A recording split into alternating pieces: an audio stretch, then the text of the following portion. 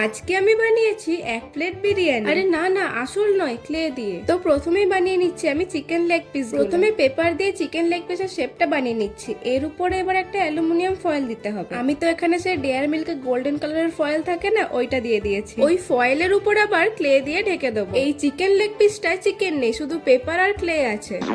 আমি এখানে হোয়াইট আর অরেঞ্জ কালারের ক্লে দিয়ে আগে সুতোর মতো বানিয়ে শুকাতে দিয়ে দিয়েছিলাম।